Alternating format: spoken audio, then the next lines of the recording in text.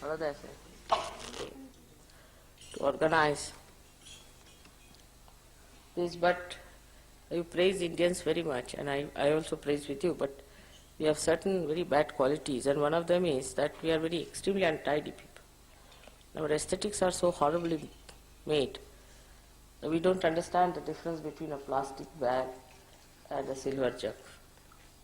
Such jumbled up things we have. And I think I would request you to insist on arranging things yourself, because then they will pick up and learn things that it is to be done. You have to learn a lot of things from them, but they have to also learn some things from you, and they are very important things. Because it all makes a coefficient, it makes an atmosphere, and a pleasing thing for the gods. But this is the character of an Indian character, that whatever is right and whatever is the condition, carry on. See no evil, speak no evil. It's like that. If anything is bad, let it be as it is. Let it rust, let it absolutely till it becomes so rotten that it is going to fall on your head, then you may put a little support. That's our character. You're too tolerant with everything. That has led us to this kind of a incapacity to work. But if you see the Rutambara Pragya, see the Rutambara Pragya, how she works, how she beautifully does everything, how she creates everything so beautifully. There's so much neatness. If you go to a jungle, you will not find anything dirty, filthy, smelling, nothing. Everything washed off, cleaned out. The nature works in beautiful circles. Everything works out so much beautifully that when we call ourselves natural, we should understand that Rutambara Pragya is the most natural thing. And how Rutambara Pragya works is in complete neatness and complete cleanliness of the whole thing. Indians will be personally very, very clean, extremely clean they are, no doubt. But collectively they don't understand cleanliness. If you see their roads, if you see their outside of the houses, it's all dirty. And that is what I will blame our Indian men. You see, they are extremely conscious that they are human beings. You see, we have only two races in India, women and men. There is no third race. Men are not supposed to do any work inside, outside, anywhere. They don't see to the outside of the house. Like in England, I find men are all the time doing the sweeping, swabbing, everything outside. They do mowing of the lawn, looking after the garden, everything. Here the men will be just standing with their hands on their waist and ordering the wives, or not the wife, the servants and all that. And whatever may be, the wife may be dominating as far as money is concerned, but all these things the man is not going to do. He'll just give up, he'll say, I am not supposed to do all these things. That's why collectively in this country we can never be clean people, because our men will just sit down. They won't do anything. Just they won't do anything. Only the women are supposed to do everything, and that's how our collective cleanliness is zero, absolute zero. For example, if there's a WC not working in England, I can't think of any man who will sit down for 5 minutes. He'll himself do it, he'll get a plumber, he'll do some or other, try to manage. Here it's not all right, doesn't matter. It's all right. Don't see no evil. Manage. This is how we have lived all centuries now, I think. And it's high time for all surgeries to change themselves. Now here there are many artists sitting in this part, but the men are not doing anything, puja the women are doing, and the women don't know anything how to do it, so the whole thing can be absolutely wretched. It is not, it is a sort of a character with us, we do this way, but otherwise we have so many qualities. We have so many qualities that you can't imagine how much we have got through our tradition. We are very humble people, we are extremely loving, affectionate, we go to any extent to serve others. We are not cunning people, we are not meticulous, we don't calculate, we are very hospitable. All these things are there, no doubt. But these things that we have to learn from you, it's maybe gross. To look at it looks gross, but it's not. Just now as you see that, if it is properly done, if it is nicely done, I mean, at least I feel very much pleased with it. And everybody feels pleased about it. And when somebody sees the film also, they'll be pleased to see this kind of a film where there's something sensibly put up and everything is nicely done, care has been taken. Also shows a kind of a understanding that this is the worship of the Adishakti, and you cannot take liberties with it. Imagine in these ordinary temples, they spend so much money, even the walls, the doors, the windows, everything made of silver. They do so much to create that. But if you people miss it, the Indians I would say, then it's going to be very dangerous for you. One must understand that you cannot just play about, just mother is coming. Nobody came to even call me. Somebody should have come to call me. I just walked on myself. Here, this is not the way to behave. And the Indians must learn these things. That somebody must come to call me. After all, you see, all these protocols, they are going to learn from you, from the Indians. And if you don't have any protocol about it, how are they going to get it? So this is what one has to understand, that as English have to learn from French, and French have to learn from Germans, and Germans have to learn from, say, Austrians, or Austrians have to learn from Swiss, whatever it is. It's very important that the Indians must learn from the Western people. Certain things, that the way they respect their women, first of all that thing. The way they respect their women. Of course, one should not go to that limit that the women just dominate all the time. And American women are, I've seen about it, they are horrible. But still, I would say that one must learn how to respect the women. Women are human beings. Your mother is a woman. And you must learn how to respect a woman. And if you don't know how to respect the woman, then in this country, I'm sure there cannot be bliss, whatever you may try. So women must learn that. They must know how to talk to their sisters, to their mothers, to their wives. But if there's a woman who is dominating, you see, if there's a dominating woman, then she becomes a prime minister in this country. That's what we are. If you get a dominating woman, then she can manage. If she's a simple woman, she's good, she's religious, she's submissive, then she's finished. If she's dominating, then men are afraid of such women. This is very sad, and that gives a very bad impetus. So I feel that as Ritambara Pragya works out everything so well, in the nature, if you see how she beautifully creates everything, how she chooses things, how she places things, how the colors change, you'll never find anything loud, anything obstructing, anything that is destructive, vulgar, nude, nothing. Find everything so beautifully done that it creates an inspiration in a human mind, in a human heart, which can be of a stone also. Even French, you see, they get inspired by Ritambara Pragya. So you can imagine people with stone hearts can get inspired. People who have very funny ideas about human beings can get inspired by Ritambara Pragya. So why not? We, the Sahaja yogis, should get inspiration from Ritambara Pragya and try to make everything look nice, beautiful, and must have coefficients by which we can have the proper channel for our vibrations.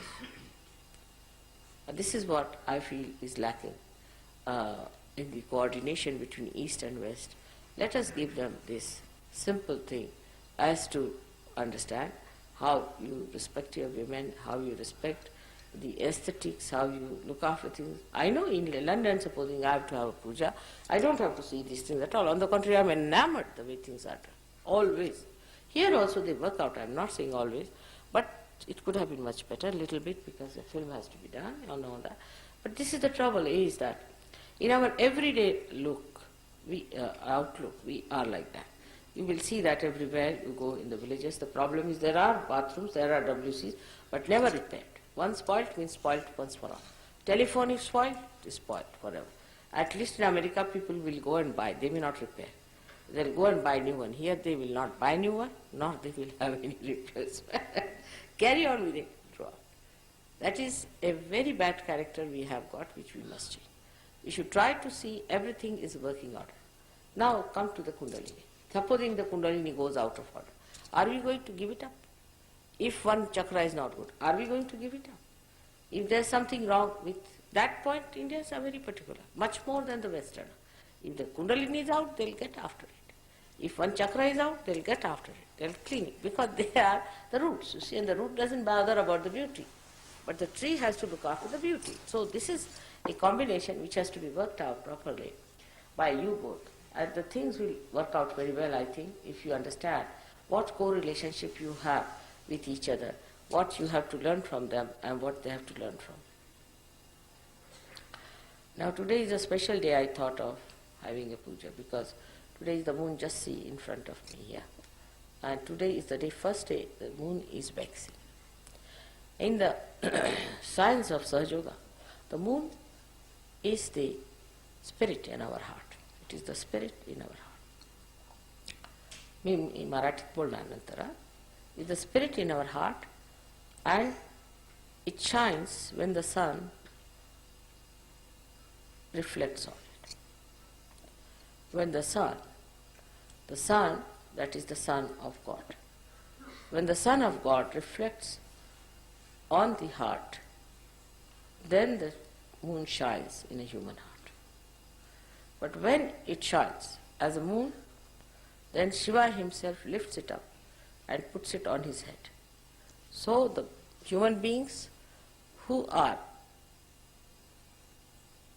blessed by the Son of God, who are being awakened by the Son of God, that is, we can say that it is Sri Ganesh or Lord Jesus Christ, any one of them,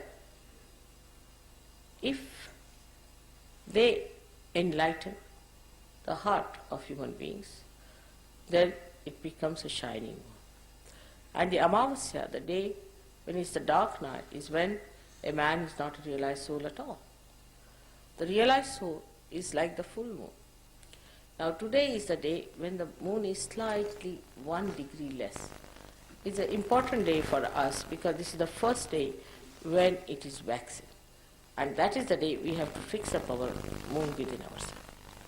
That we start waxing by degrees. Into 16 degrees we go on waxing. And when that happens, we don't realize that there is no shine. Shine is going out. And we have to be careful, we have to look after it, and we have to work it out so that we worship that day when it starts waxing. It can wax with many things. You see, we have so many ways of finishing off the light that God has given us in our heart, that is the spirit.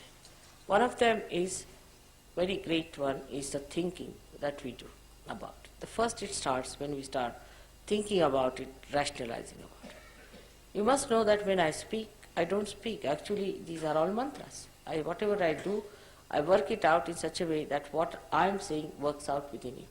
It's the Kruta Yoga, and it works out. When I say that, the whole machinery gets geared up.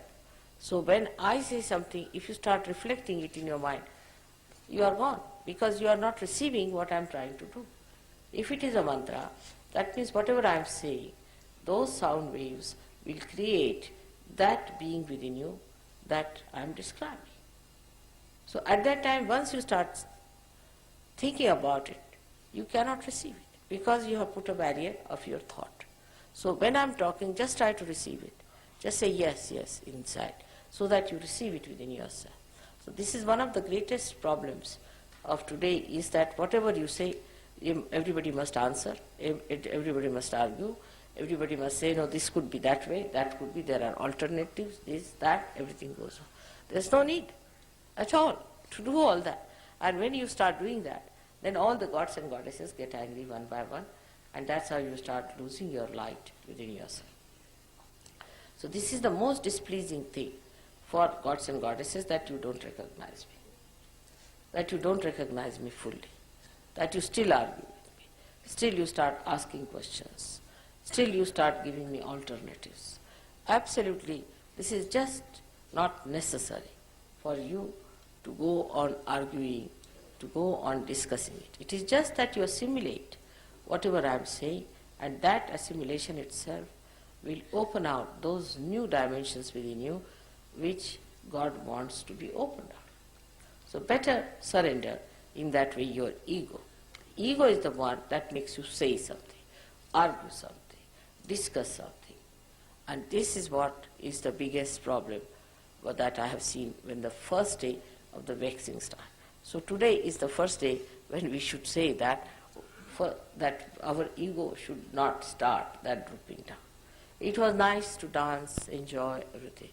But then when you sit down, while dancing you can't think, thank God. But as soon as the whole thing is over, you sit down, again the mind starts going on, tuck, tuck, tuck, tuck. And then we start thinking. And once we start thinking, then we are losing that light which we have received. Sort of the moon has started waxing. And at that point, one has to be careful, because that's the most important thing. If you do not allow it to happen first time, then it can stop. It's very simple to understand that if you can stop sari on a last bit of it, it will not blow out because you are holding on to it.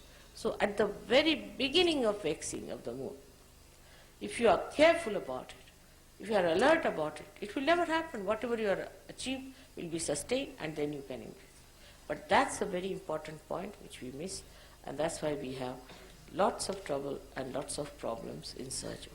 So now as you are moving for your further journey, so many of you have come for the first time, I have to tell you, don't think, don't reflect.